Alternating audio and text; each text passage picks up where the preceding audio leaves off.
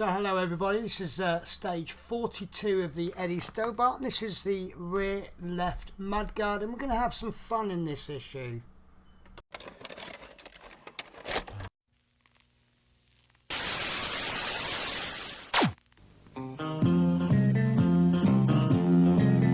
I've pounded the road from coast to coast, Yorkie and me rolling on.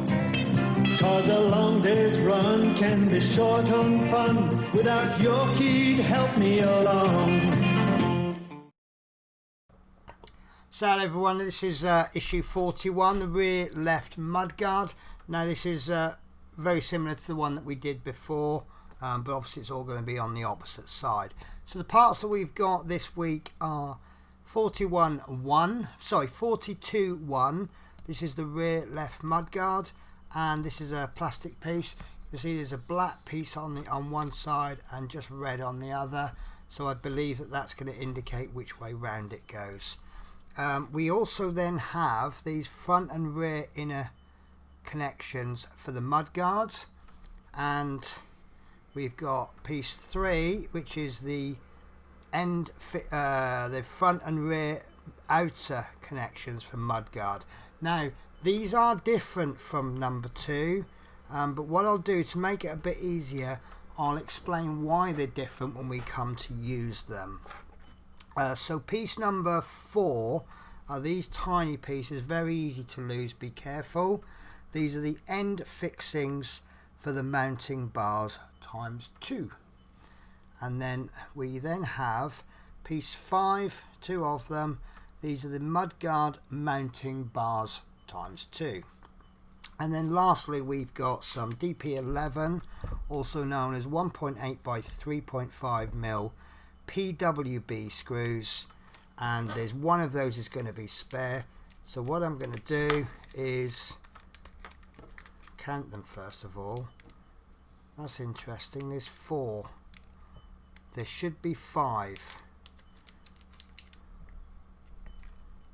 That's in. Look, I'm going to show you this, guys. I should have 5 screws. Instead of getting 5 screws, I've got 1, 2, 3, 4 and a spring. How interesting is that? It's not even a very good spring, but that's fine, because we get 1 spare because we need we only need 4, so we normally get 5, and I've got my spare one from the last time we had them, so they can go in there like so. And shall I keep the spring? Let's keep the spring, because you never know when it'll come in useful, do you? One day we'll go, oh, if only I had a spring. So there, I find that interesting. So I am 1 screw short, but I am grateful that they give us a spare one, because I've only really lost the spare one, and even if I did lose one, which I hardly ever do, I've got 1 spare. Now I will actually mention these connections now, because it does mention it in the actual contents, and I didn't think it did until I read it. So this is piece number 2 and this is piece number 3, and the difference between the two is this piece here. Now hopefully I can get some focus. Can you see that one is fatter than the other? Let's hold it this way and then you'll be able to see. Can you see that one on the right is fatter? This is actually piece number 2 and this one is piece number 3. So we need to make sure they're separate, and you'll probably find that they won't fit properly. You can actually see there, look, there's a small hole there and this hole is bigger, which would explain why I was watching a YouTube video. There was a YouTuber, he likes to get his videos out as quickly as he can, and he was making a few little cock-ups, and that's the reason why. So do make sure you read all of the instructions. And yes, I know there's people out there saying, but Penny, you're guilty of not reading instructions. And let's be fair, every time I've not read the instructions properly, I've come a cropper, haven't I? So first thing we're going to do then, we're going to take the mudguard, and note that one end has 2 pairs of screw holes. This is the rear of the mudguard. Also note that the square socket on one side is slightly larger than the other. So if we look at this the wrong side, you can see we've only got 4 holes. This is the side we need to deal with. We have the 4 holes plus we have 4 extra holes. So what we need to do is take our connector number 2. This is the one with the fatter connector, and what we're going to do is we're going to, you see there's a little hook on the end, and what we're going to do is we're going to hook that into there, and then we're going to push the top end in,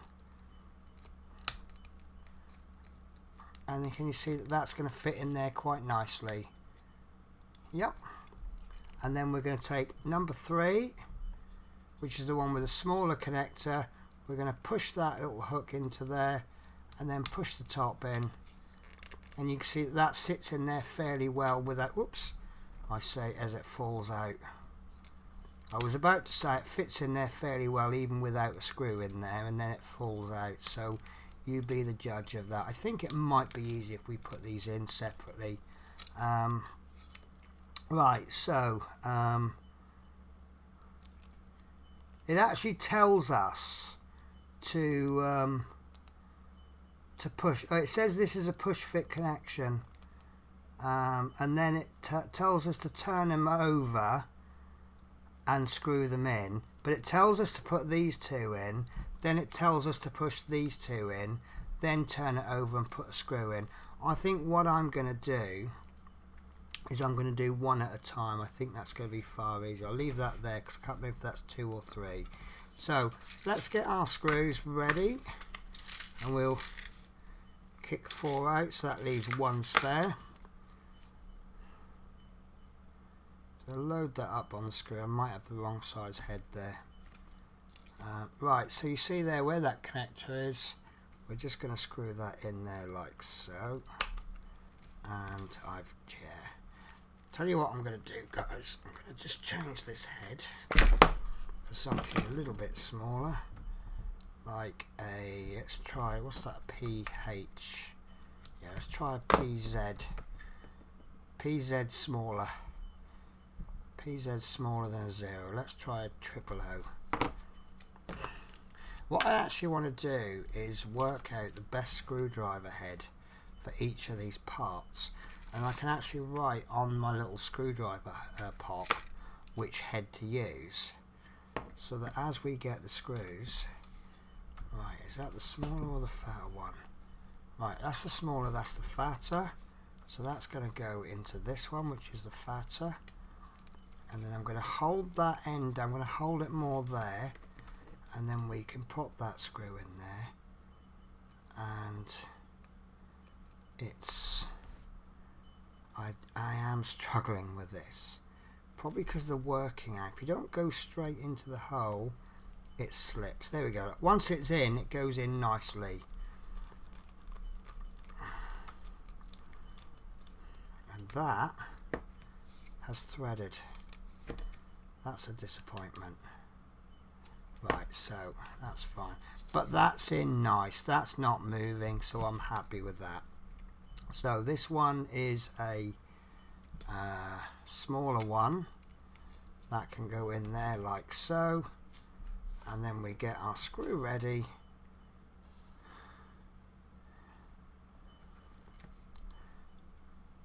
And that can, yeah, I'm having a bit of a struggle here. Maybe the screw's too small, screwdriver head even. But I'm finding if you don't get that exactly into the hole, it's going to slip on the screwdriver head, and it is quite a small hole. I'm using my finger here, as you see, for support. Oh dear, there we go, that's gone in. Right, so because I did have a little bit of an issue in that last screw, I'm going to come in quite slowly, and that's fallen out. Right, there we go, that's gone in nice now. So I'll just tighten that as much as we dare, and that's gone in quite nicely. There we go. Let's see, that's gone in really nice. It's actually flush, fairly flush, and that's because we've put the correct piece in. We haven't put, let's see, this is the smaller one, so if we put the smaller one in the larger hole, obviously that's going to fit fine, although there will be a little bit of give. And then we put this larger one in, and then we've really got to force that in, and it's just not going to happen. So make sure you've got the correct one in, and they go in nicely then. When you put the right parts in, you know, is how they're designed to be fitted. There we go, look at that one. That was gone in so well, even without the screw. That really has gone in well without the screw. Right, so I've just noticed that I've got my two little end connectors have just decided to roll off. So we'll get my screw ready.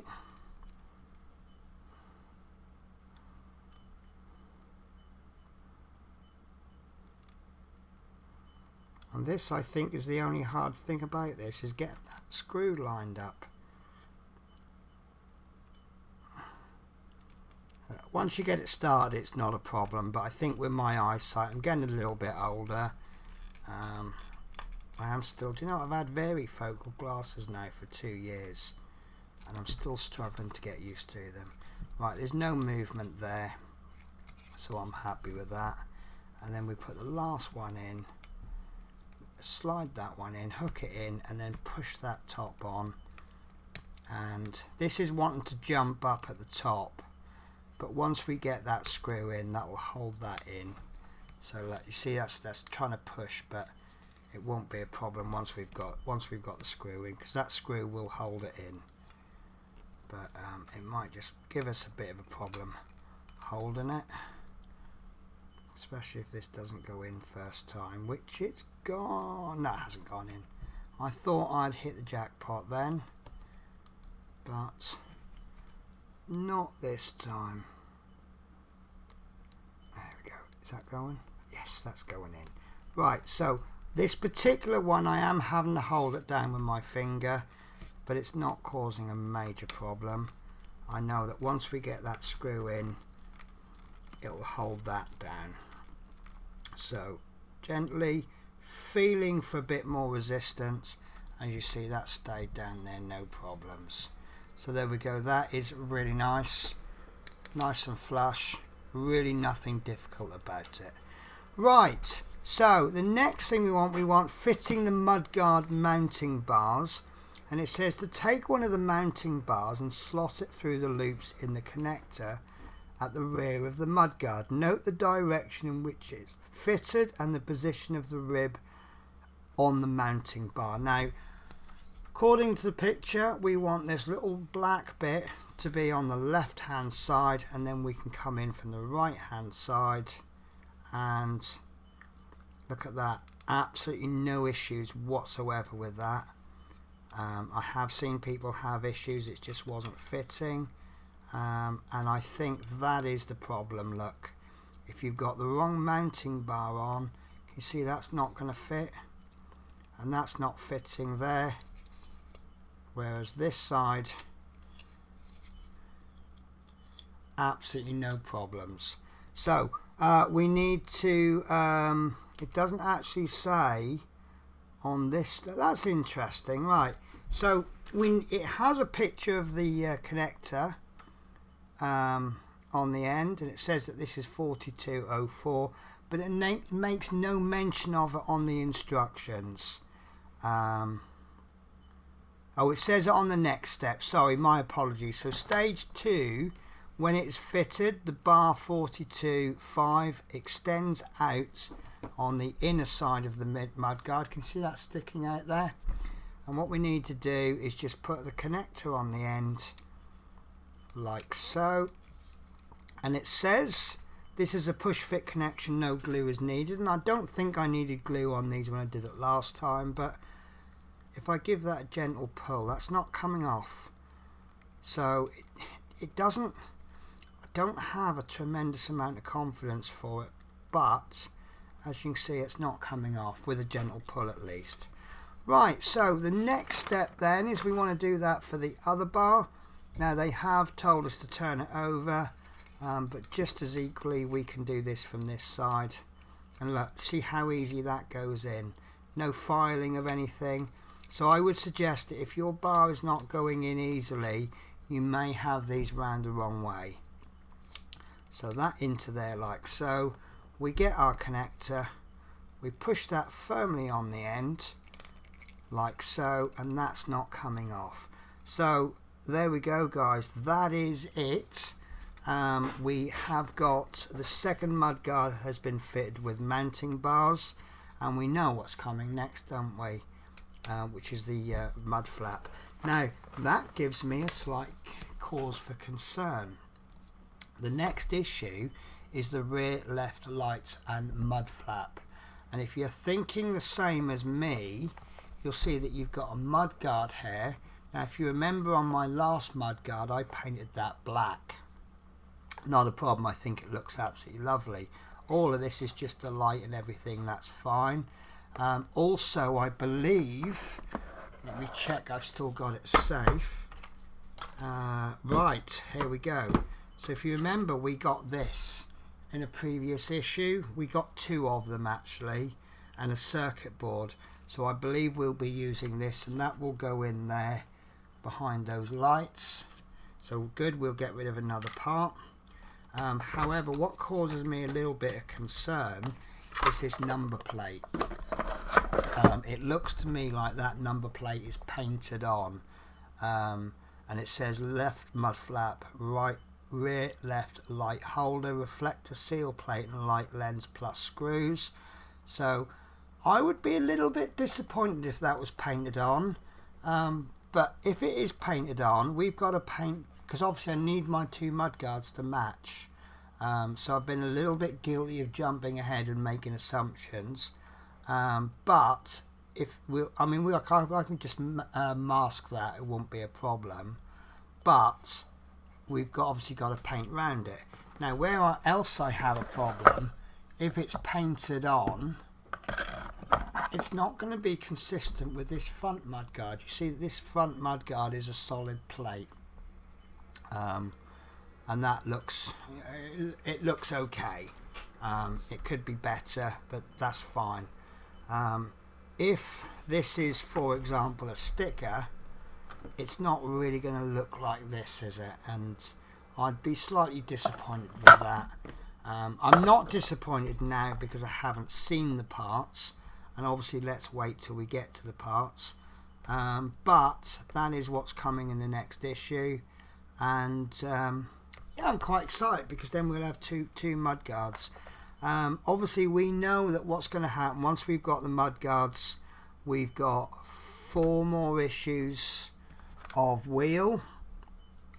I know this isn't necessarily the right wheel, but obviously that's going to go on like that.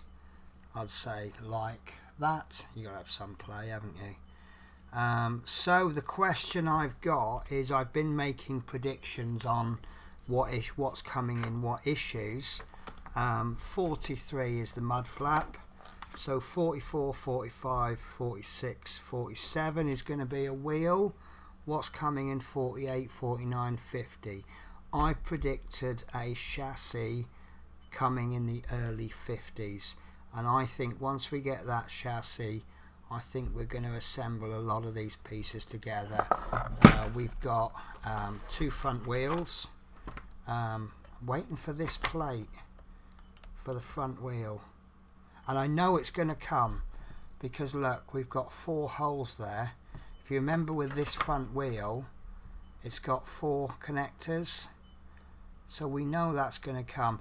I wonder, I don't understand why they would need to do this, but I wonder if perhaps they haven't given us this so that we can tell the left and the right apart.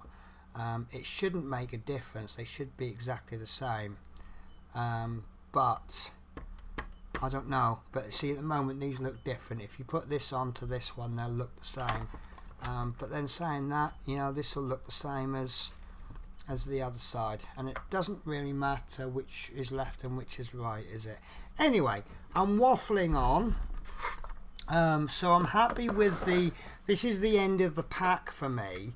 Now what you're looking at here is 5 stages, because if you remember, this stage there was the last one of the previous pack. So we've got 2 tyres, a wheel and a mudguard, and I think we've achieved a little bit. and I'm absolutely certain that not the next pack but the pack after, I think we're going to start to bring all of that together, and I think that's when good times are happening.